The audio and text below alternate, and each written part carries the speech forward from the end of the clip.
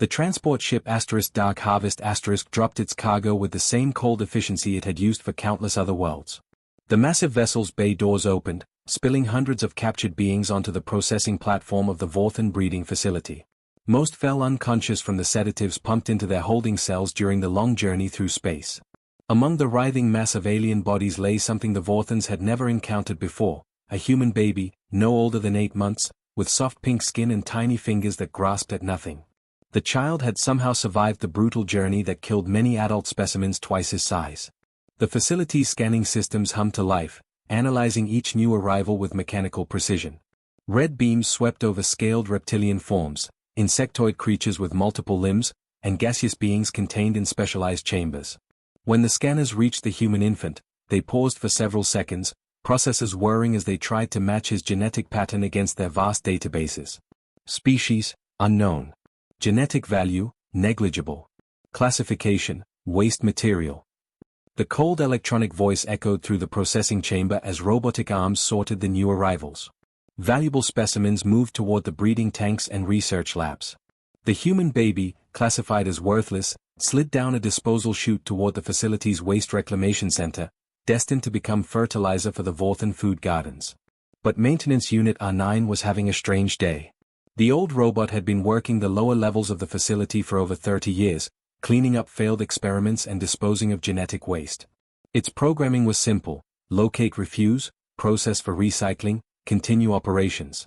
Nothing in its basic code should have made it pause when it found the crying infant among the biological waste. Yet something did make it stop. Perhaps it was a glitch in its emotion simulation subroutines, installed years ago to help the unit interact with research staff. Maybe it was corrupted data from exposure to too many alien technologies. Or perhaps, in some way that neither human nor Vorthan science could explain, the baby's cries triggered something deeper in the machine's neural networks. R9's optical sensors focused on the small creature, analyzing the rhythmic sounds it produced. The robot's databases identified them as distress calls, but they resonated through its audio processors in ways that made its decision trees branch in unexpected directions. Instead of processing the infant as waste, R9 carefully lifted the baby with its secondary manipulation arms. The robot's internal chronometer showed 2,247 hours, deep night cycle in the facility. Security patrols were minimal in the lower levels, focused mainly on preventing specimen escapes from the upper research floors. R9 calculated a 94.7% probability that it could transport the infant to the abandoned sections without detection. Moving through service corridors that hadn't seen Vorthan staff in decades, R9 carried the baby deeper into the facility's bowels. Past broken machinery that once processed different types of genetic material. Beyond storage rooms filled with obsolete equipment from the facility's earlier incarnations. Down to levels so old that the builders had forgotten to include them on current facility maps. Here, in a forgotten chamber that once housed atmospheric processes, R9 began to prepare a shelter. The robot's repair protocols, designed to maintain facility equipment, proved surprisingly adaptable to caring for organic life. It constructed a cradle from discarded shipping containers, lined with scraps of thermal insulation to maintain proper temperature. The baby's nutritional requirements proved more challenging. R9's medical subroutines, basic programs designed for emergency first aid, suggested that human infants required specific nutrients at regular intervals. The robot began raiding the facility's supply stores, taking small amounts of various nutritional supplements that wouldn't be missed from inventory counts. Days turned into weeks as R9 refined its caregiving procedures. The robot learned to distinguish between different types of cries, responding to hunger, discomfort, or simple loneliness. It began accessing the facility's vast educational databases, downloading information about human development, language acquisition, and basic social needs.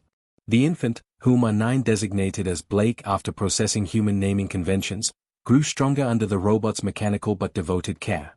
The baby's first sounds weren't typical human babbling, but attempts to mimic the electronic tones of R9's communication systems. His first visual focus wasn't on faces or bright colors, but on the blinking lights and displays of the alien technology that surrounded him.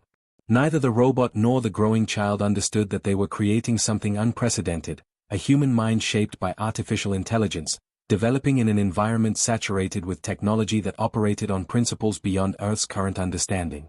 In the forgotten depths of an alien facility, surrounded by the discarded remnants of countless other species, humanity's most dangerous weapon was learning to walk.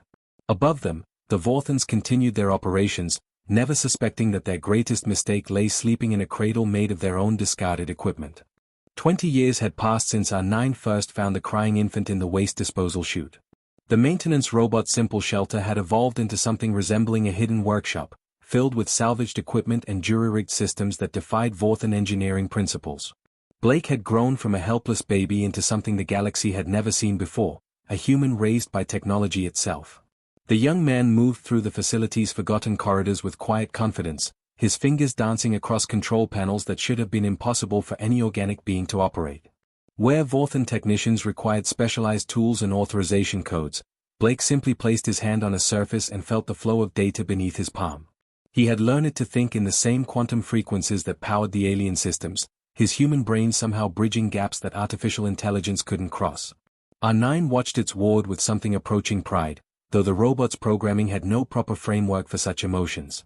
Blake had grown tall and lean, his dark skin bearing the pale marks of someone who had never seen natural sunlight.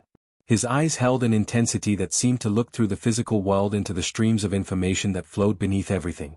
The facility's computer networks had become Blake's playground over the years. He had learned to slip through security barriers like water through cracks, accessing databases that contained the accumulated knowledge of dozens of conquered species. He read about stellar navigation, genetic manipulation, quantum mechanics, and technologies that Earth's greatest scientists couldn't even imagine. But more importantly, he had learned about the true purpose of this place. Every day, transport ships arrived with new cargo. Every day, beings from across the galaxy were sorted, catalogued, and fed into the breeding programs that supplied the Vorthon Empire with specialized slaves and experimental subjects. Blake had watched through security feeds as families were separated, as children barely older than he had been were classified as raw material for genetic harvesting. The knowledge filled him with something that burned hotter than the facility's fusion reactors. His human emotions, shaped by isolation but intensified by years of witnessing systematic cruelty, had developed into something the Vorthons would never understand. Where they saw efficiency and resource management, Blake saw evil that demanded justice. He began to prepare. Using his unique connection to the facility's systems, Blake started gathering evidence. Security recordings, shipping manifests, genetic processing logs, communication transcripts between facility administrators and their imperial overseers. Everything that documented the scope and scale of their operations. But evidence alone wasn't enough. He needed a way to get that information to someone who could act on it. The facility's long-range communication array was heavily secured and monitored constantly. Any unauthorized transmission would trigger immediate investigation. But Blake had spent years studying the system's quantum architecture, learning to think like the machines themselves. He discovered something the Vorthon engineers had missed, a resonance frequency in their own equipment that could be exploited. Deep in the facility's sublevels, where R9 had first hidden him, Blake began constructing something that had never existed before. Using salvaged components and his intuitive understanding of alien technology, he built a device that could encode human emotions directly into quantum transmissions. Not just data or images, but the actual biochemical patterns of rage, grief, and determination that define human experience. The breakthrough came on a routine security sweep. Junior Technician Vex 7 was conducting mandatory inspections of the lower levels when he discovered fresh tool marks on supposedly abandoned equipment. Following the trail deeper into the facility's bowels, he found Blake's hidden workshop just as the young human was putting finishing touches on his quantum transmitter.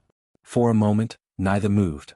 Vex 7 stared at this impossible being, clearly organic, obviously intelligent, but completely unknown to facility databases. Blake looked back at the alien technician with eyes that held 20 years of accumulated fury.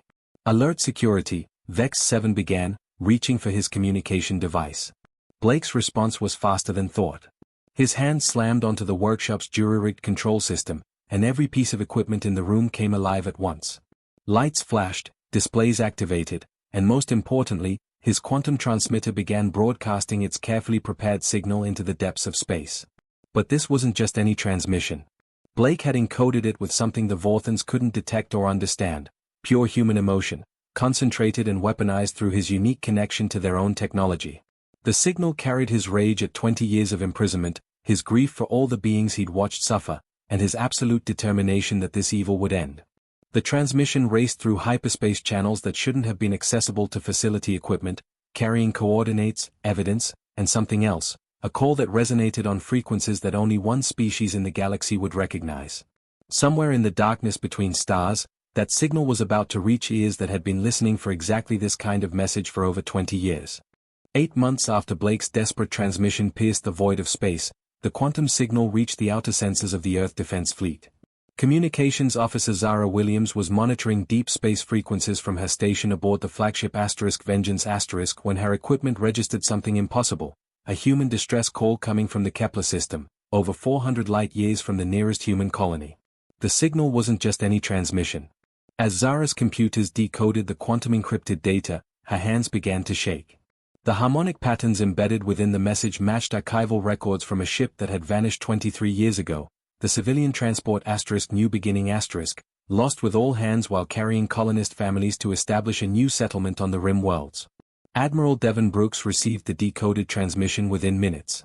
The grizzled veteran had served in the fleet for 30 years, fighting pirates and alien raiders across the frontier. But nothing had prepared him for what he saw in those files. Detailed schematics of a massive breeding facility. Video evidence of systematic torture and genetic harvesting. Ship manifests showing thousands of sentient beings processed like livestock. And at the center of it all, the impossible signature of someone who should have been dead for over 2 decades. The transmission's metadata told an incredible story. The sender identified himself only as Blake, a name that appeared on the passenger manifest of the New Beginning as an 8-month-old infant traveling with his parents, Chief Engineer Devon Robinson and Dr. Keisha Robinson. Both parents were confirmed casualties when the transport ship was destroyed by unknown attackers near the Vale Nebula. But this Blake had done something that defied every law of physics the fleet scientists understood. He had somehow encoded raw human emotion directly into quantum frequencies, creating a transmission that bypassed normal communication protocols entirely. When the fleet psychologists analyzed the signal, they detected patterns of rage, determination, and hope that registered on instruments designed to measure brain activity. Captain Maya Johnson, commander of the assault carrier Thunder was in the Admiral's ready room when the full scope of the discovery became clear. The facility wasn't just harvesting genetic material, it was operating as the central processing hub for the entire Vorthan slave trade. Beings from dozens of species were being bred, modified, and distributed across an empire that spanned half the galaxy. How many ships can we mobilize? Admiral Brooks asked, his voice carrying the weight of command decisions that would echo across space. Every single one, Captain Johnson replied without hesitation. When the other fleet commanders see this evidence, they'll come running. Nobody leaves family behind. Word spread through human space faster than light communications should have allowed. Ship captains who had never met shared the quantum signature of Blake's transmission, each recognizing something fundamental in its resonance. This wasn't just a rescue mission, it was a declaration that humanity would never abandon its own, no matter how far they were taken or how long they had been gone. Commander Troy Adams piloted his reconnaissance ship Ghost through the hyperspace lanes, carrying copies of Blake's evidence to every human settlement in 3 sectors. The response was immediate and overwhelming. Merchant captains abandoned profitable cargo runs to join the growing fleet. Retired military officers came out of retirement to crew hastily recommissioned vessels. Even civilian transports began modifying their ships for combat operations. The gathering armada was unlike anything the galaxy had ever seen. Not because of its size, though over 800 ships eventually converged on the rally point, but because of its purpose. Every crew member understood that they weren't just fighting for strategic advantage or territorial expansion. They were fighting for the principle that no human, not one single person, would be left to suffer in alien hands. Blake's transmission had included real-time tactical data about the facility's defenses, security rotations, and structural weaknesses. But more than that, he had somehow embedded a live communication link that allowed the fleet to coordinate directly with someone inside the target. The young man who had spent 20 years growing up in the bowels of an alien prison had turned himself into humanity's most effective intelligence asset. As the fleet prepared for the jump to Kepler system, Admiral Brooks stood on his bridge watching the massive formation of ships aligned for hyperspace travel. Destroyers flanked by cargo haulers converted into troop transports. Military vessels flying alongside civilian ships that had never seen combat. All united by the simple understanding that family meant everything. The quantum communicator crackled with Blake's voice, transmitted across impossible distances through technology that shouldn't exist. "I've been waiting for you," he said, his words carrying 20 years of patient preparation. "Let's bring them home." The stars shifted as 800 ships entered hyperspace simultaneously, carrying humanity's answer to those who thought they could take what wasn't theirs. The human fleet dropped out of hyperspace at the edge of the Kepler system like an avalanche of steel and fury. 800 ships materialized in perfect formation, their engines casting brilliant light across the darkness of space. On the bridge of the flagship Vengeance Admiral Brooks watched his tactical displays update with targeting information that Blake had been feeding them during their journey. The Vorthan orbital defenses were impressive by most standards: massive weapon platforms that could vaporize entire fleets, energy shields that had never been breached, and automated defense networks that responded faster than organic reflexes. But they had been designed to fight conventional warfare against predictable enemies. They had never faced humans operating with inside information and 20 years of suppressed rage. Captain Maya Johnson led the first wave in her assault carrier Thunder *, flanked by destroyers piloted by crews who had volunteered for the most dangerous assignments. But the real attack wasn't happening in space, it was taking place in the facility's computer systems, where Blake had been preparing for this moment since he first learned to interface with alien technology. Inside the breeding facility, Blake moved through corridors he had memorized over 2 decades of hidden exploration. His fingers flew across control panels, activating systems that the Vorthans didn't even know existed. Emergency bulkheads began sealing off sections where facility personnel were located, while simultaneously opening pathways that would guide human rescue teams directly to the prisoner holding areas. R9 followed close behind, the old maintenance robot's optical sensors glowing brighter than they had in years. The mechanical being had watched Blake grow from helpless infant to devastating force of nature, and now it was finally time to see justice served. Together, they reached the facility's central computer core, a massive chamber filled with quantum processors that controlled every aspect of the breeding operation. Blake placed his hands on the main interface panel and closed his eyes. For 20 years, he had been learning to think like the machines around him, developing an intuitive connection to technology that no other human possessed. Now he pushed that connection to its absolute limit, diving deep into the facility's core programming. The Vorthan technicians monitoring the systems watched in horror as their displays began showing impossible readings. Life support systems were redirecting fresh air and heat to prisoner cells while cutting power to administrative areas. Security doors were locking down the facility's overseers while creating clear pathways for the human forces now breaching the outer hull. The breeding tanks that had tortured thousands of beings were opening, releasing their contents while broadcasting each prisoner's biological data directly to the rescue ships above. Commander Troy Adams led his boarding party through corridors that seemed to rearrange themselves to help the rescue operation. Blast doors opened before his team arrived, while automated defense turrets swiveled away from human soldiers to target any Vorthan guards who tried to interfere. It was as if the entire facility had turned against its creators. In the central command center, Facility Director Kex Prime watched his life's work crumble in real time. The breeding programs that had supplied the Empire with specialized slaves for decades were being systematically dismantled by forces he couldn't understand. His security forces found themselves trapped behind their own barriers while prisoners they had tormented for years walked free under the protection of malfunctioning systems. Blake appeared in the command center like a ghost materializing from the walls themselves. The young human had used maintenance shafts and forgotten passages to reach the heart of Vorthan operations, and now he stood before the beings who had built their empire on the suffering of others. "You classified me as worthless genetic material," Blake said, his voice carrying the accumulated weight of 20 years in captivity. "Time to see what worthless can accomplish when it gets angry." His hands found the command center's primary control interface, and every screen in the room began displaying the evidence he had collected. Shipping manifests showing the scope of the slave trade. Video recordings of torture sessions. Financial records proving the Empire's dependence on forced breeding programs. Everything was being broadcast simultaneously to every communication network in this sector of space. But Blake wasn't finished. The facility's quantum transmitters, originally designed for long-range Imperial communications, began broadcasting a different kind of message. Using the same emotional encoding technology he had developed for his original distress call, Blake transmitted the terror and pain he had witnessed over 2 decades directly into the minds of every Vorthan commander within 1,000 light-years. Captain Johnson's voice crackled through the facility's communication system. "All human personnel, this is Thunder Actual. Prisoner evacuation is proceeding ahead of schedule.